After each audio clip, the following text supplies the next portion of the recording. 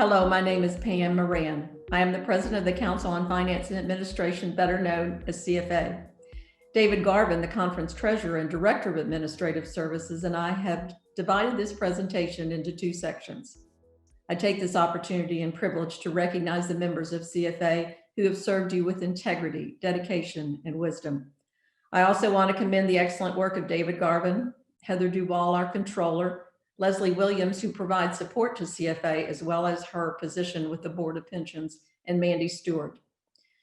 Today at your district conference, we offer the first reading of the 2021 annual conference budget.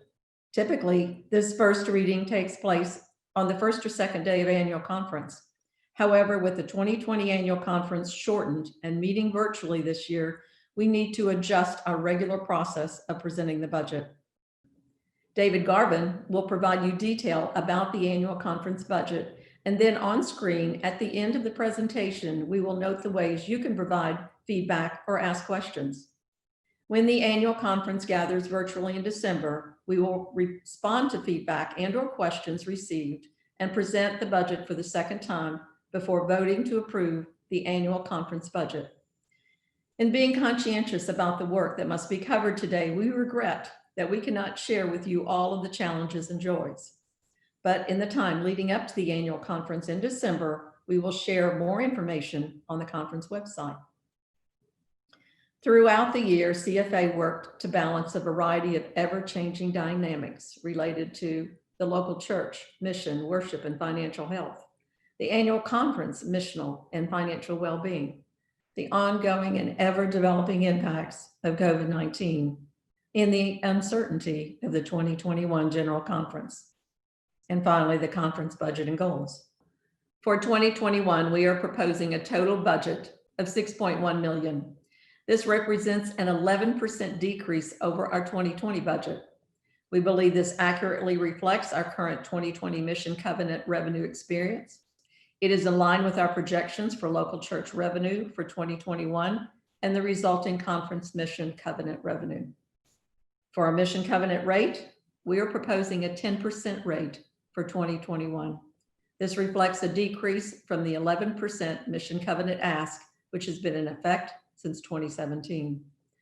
For over 6 years, CFA has been steadfast in pursuing a goal of a 10% ask or apportionment of local churches, while also establishing a sustainable budget for the conference. The members of CFA believe the timing is right to complete this goal. General church apportionments have been significantly reduced. Conference leaders have taken considerable steps in adjusting conference staff design. And with the continuing pandemic, this reduction will also leave additional funds at the local church level, which could be used and put into ministry. Finally, and perhaps most importantly, as stated by one of our members, a 10% first fruits ask has a strong scriptural foundation. Thank you. Thanks, Pam. And to turn to the specifics of the budget, as mentioned earlier, the general church apportionments have been reduced for 2021. The general church will present this reduced apportionment formula at the 2021 General Conference. We anticipate the approval of the reduced apportionment formula and have budgeted accordingly. Second, conference salaries and benefits have been reduced in 2021. Many of these cost reductions took effect in July of 2020 and will continue into 2021. In addition, the conference anticipates not filling currently vacant positions in the new year. However, the 2021 budget does support a district superintendent for the Bluegrass District at the start of the new appointment year in July of 2021.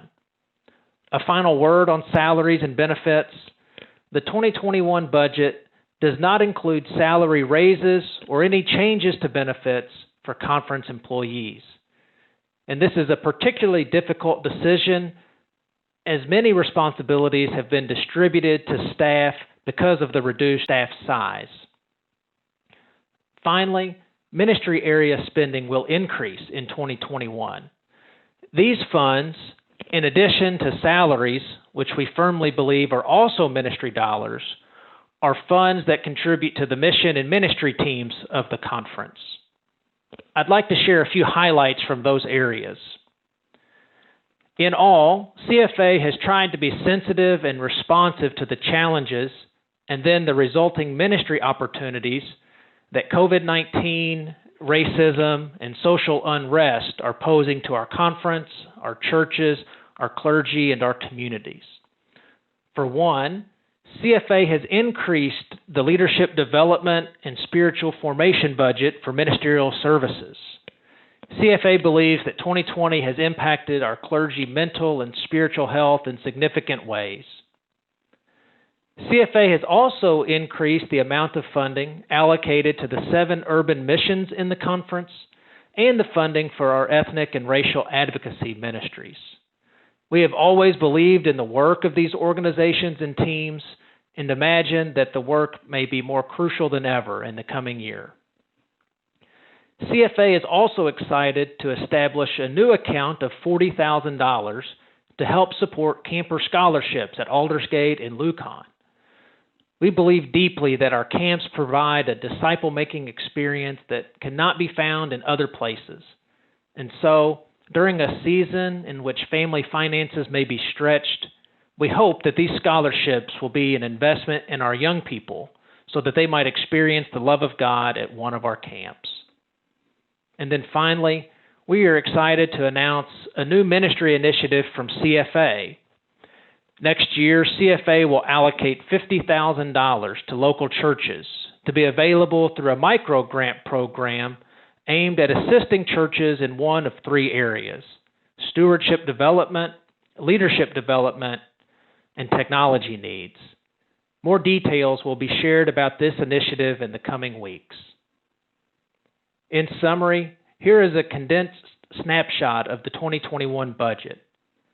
The full budget, along with other CFA resources, are available on the conference website.